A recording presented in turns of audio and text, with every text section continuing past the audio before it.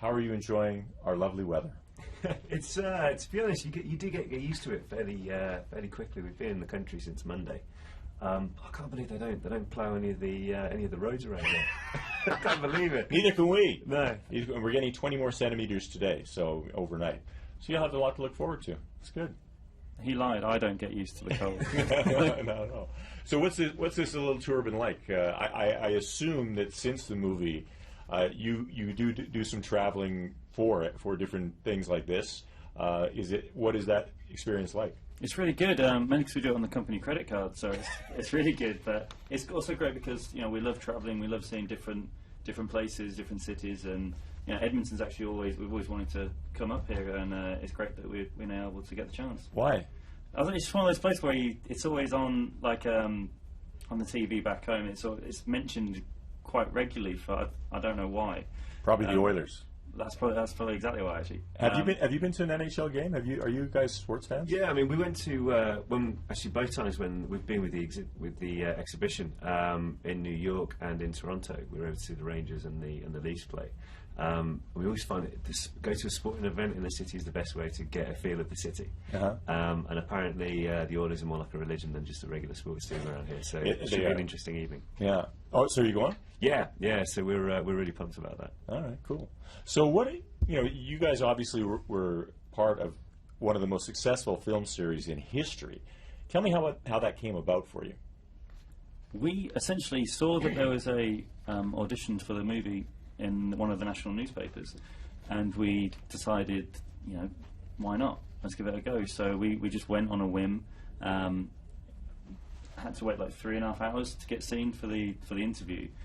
Which before then we were kind of thinking, let's leave this. We're not going to get anywhere. What's the point? But we got seen. Ended up seeing the head casting director, who quite liked us. And then we were brought back for about 5 or 6 other auditions. And then we got the part, and that was all over 6 weeks, like the summer holidays in the UK. Wow. And so we left school in the July, brown hair, and came back with ginger hair, which was quite a different. You're not natural gingers. No, we're fake. But to be fair, the hair dye wasn't the worst bit. The worst bit was the eyebrow bleaching. Ooh. Yeah, every 3 weeks, which very manly thing to say when you're at school. Oh, I can't really do anything tonight. I've got to get my eyebrows and bleach and my roots touched up. How old were you then? We were 14 when it all started, and it just kind of kept going and going and going. How did it affect your life? I mean, I guess it's hard to predict what your life would have been like without it. So I don't know. How do you answer that question? It's a tough one, I suppose. A little bit. We're definitely a lot more travelled than I guess we would have been otherwise.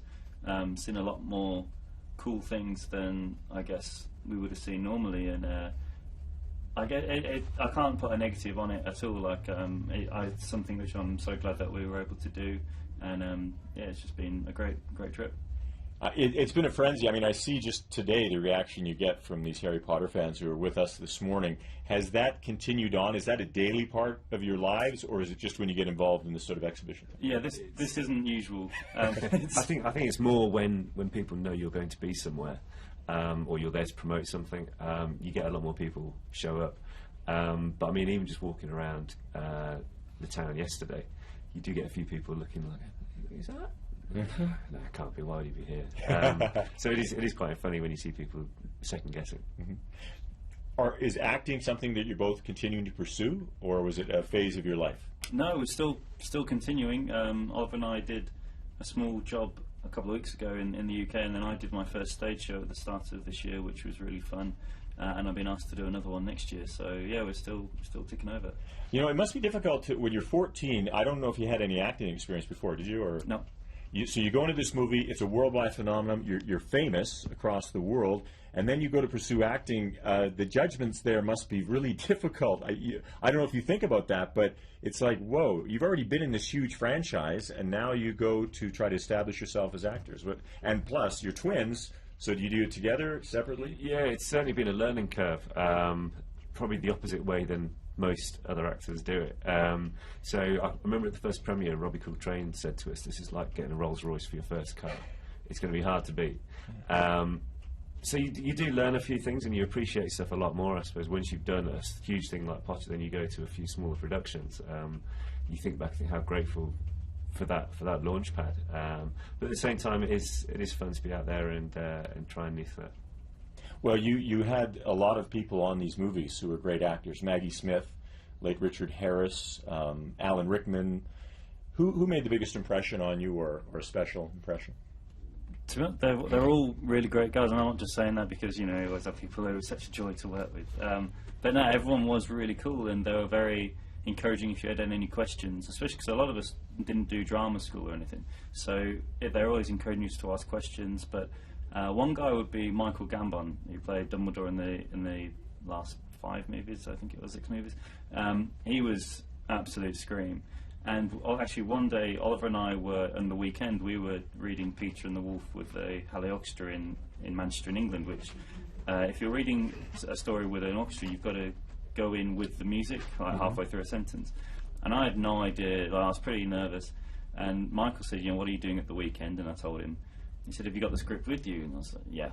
He said, well, sit down, I've done that God knows how many times. So I'm sat there in the Great Hall with Dumbledore telling me how to do something, which was quite a surreal trip. But again, he didn't have to do that, but a very, very nice thing to do. Did you become friends with the other young people in the cast who played, and do you still keep in touch? Yeah, I mean, it's the best way to describe the whole experience is like when you go to college or to high school. So you've got your mates, and you know, you go through such a lot of experiences with them, and you do keep in contact with quite a few after you left. I mean, I was speaking with Roop and Tom Felton before we left. Played golf with Tom actually not too long ago. So we do keep up on a very social side of it. Daniel Radcliffe, probably the one who got the most focus because he played Harry Potter. What about him? Do you still see him? And I mean, obviously he's in so many different magazines. He's got different movies coming out and that sort of thing. His journey must have been a little bit different from everybody else's. I think so. Well, maybe the main 3 in general, like Dan, Roop, and Emma, because like if ever like we went out, we could kind of get by, kind of blend in, but they don't. They get it full on. So, and they're all very grounded guys, which is a kind of a tribute to them. Like you hear stories of like people who start things when they're kids and turning a bit odd. But no, they haven't. They've stayed very, very focused. Let's talk about the reason you're here. That's the Harry Potter exhibition. What can people expect to see? And I assume you've gone through it a few times. A few times, yes. A couple of times, yeah. I mean, you'll just see the props and costumes from throughout all the movies. When it was in Toronto, we were still filming, so there wasn't a full selection as there is now here. And you could just see like mainly the detail of all the props, but it's set out fantastic. It's not just here's a load of props in a room. Yeah, it's like a story, and you can follow it all through. And even like dads and we see fathers who've gone with their kids who don't really know anything about the films, but can appreciate and get into it by looking at the workmanship, what's gone into all these props and costumes. Well, you know, we asked our Harry Potter fans here at Edmonton AM to submit their best question for you. The winner gets to come to the studio, meet you both, and ask their question. Also a pair of passes to the exhibit. So, 17-year-old Gabby Lent is our contest winner. She's in studio with us right now. Gabby, here you are. Hi. Welcome. Are you excited? Yep. Great. Gabby's got the biggest smile I've ever seen. She is very excited. So, what is your question for the twins? Okay. So my question is, if you could take a bite out of your life, what would it taste like? Wow. Do you know all the questions? I've never been asked that. Go on, Oliver. You go first. A bite out of my life. Pretty satisfying, I'd say.